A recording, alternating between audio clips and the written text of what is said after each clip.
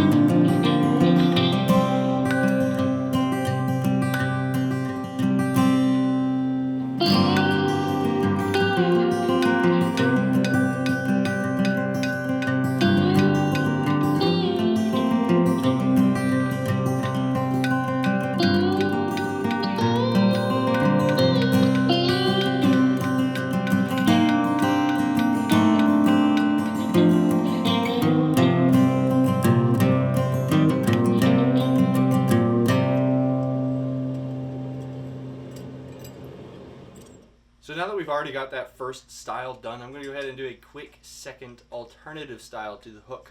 One that won't require a separate nail to actually attach it to the wall. The first step is going to be forging on a taper again.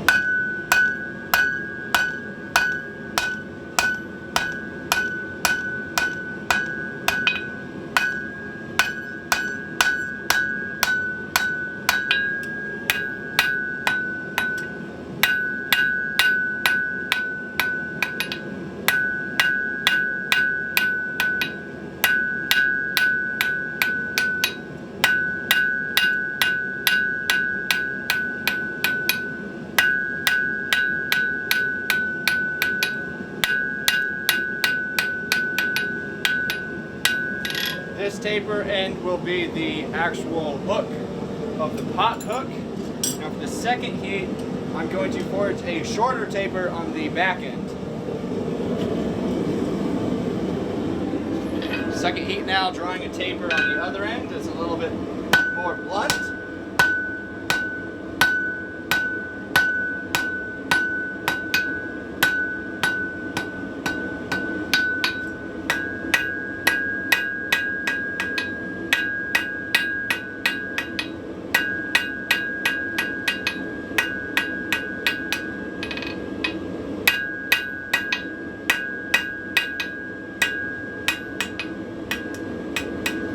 Now this is going to be the actual nail on the hook. It's going to be integral to the hook.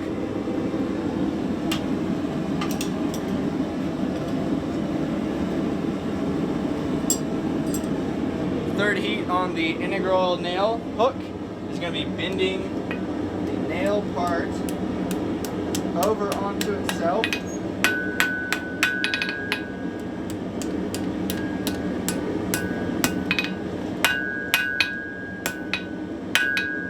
Just like so.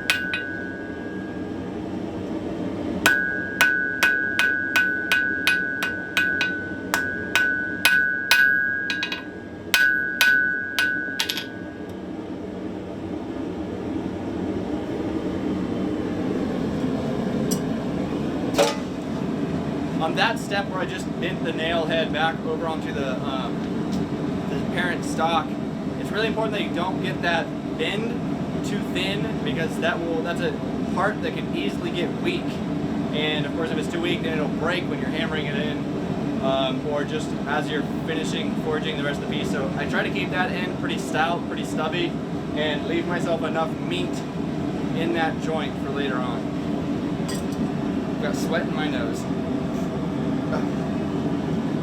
Fourth heat on the integral nail, I will now be taking half of that length of the bent over nail and bending it back the other direction. And that's going to act as basically a nail head.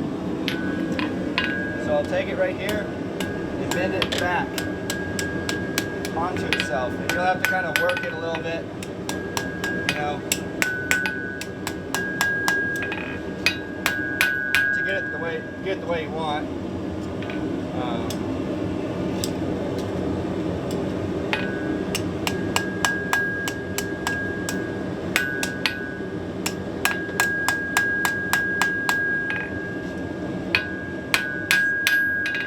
So that's pretty much it.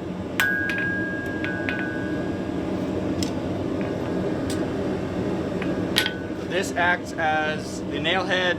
That is the actual nail end. So now we can go ahead and start working on the hook part of the pot hook.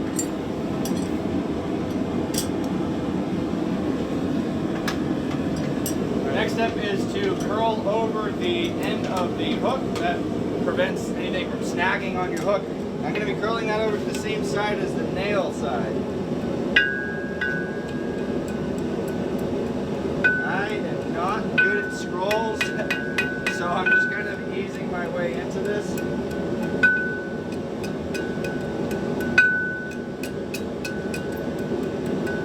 I think that's going to be okay for the hook there.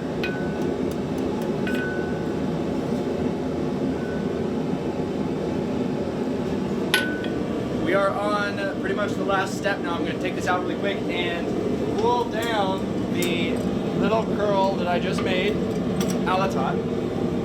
Pull that down and then bend over the pot hook. Just kind of get it started over the edge or on the horn, and then hammer it back in the air. Refine it. Over the horn, straighten it out a little bit.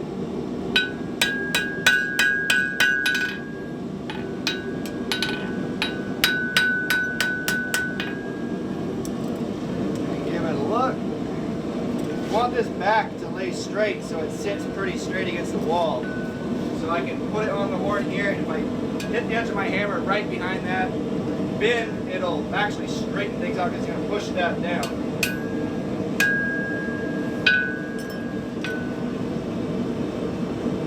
Made it nicer.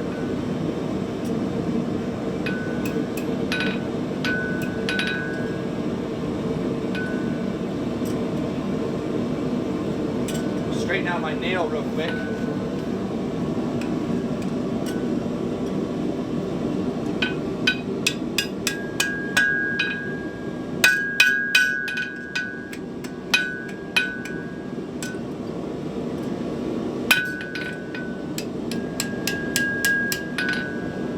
So we want this nail to be pretty perpendicular to the hook there.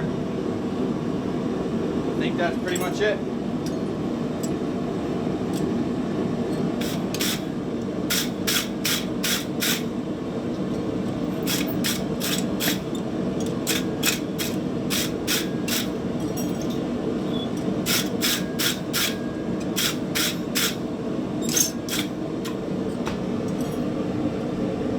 that cool down and see if it works. Now we've got our two hooks, two different, very simple styles. These are like the most basic of basic projects, and I didn't even do that good of a job on them. I definitely need to practice up on these. I used to do these quite a lot, but basically the main advantage of this one is you don't have to have a separate nail. Whereas this one, what you need to do next is either punch a hole and then buy a nail or make a nail for it, or simply drill a hole and nail it into a wall. Let's go ahead and test this one out, see if it works. That'll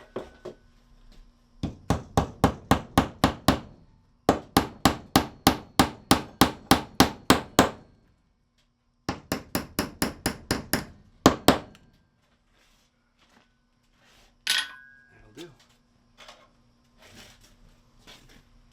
Thank you so much for watching as I forged out these pot hooks tonight, and I hope that you could learn something from it, even though it is such a basic project. You know, go out there and do these fundamental practices and just practice them over and over and over. And once you get those down, move on to other projects. And it's that repetition that's actually going to get you better. So if I wanted to actually start selling hooks right now, I probably need to make 20 of those things before I can start putting my name on them and selling them. And that's even after I've made plenty of these before in my past. So if you're ever going to go after a project, focus on broken down steps of that project and really hone in your skills there. So again, I thank you for watching, and if you did enjoy it, share with your friends, and I'll see you in the next video.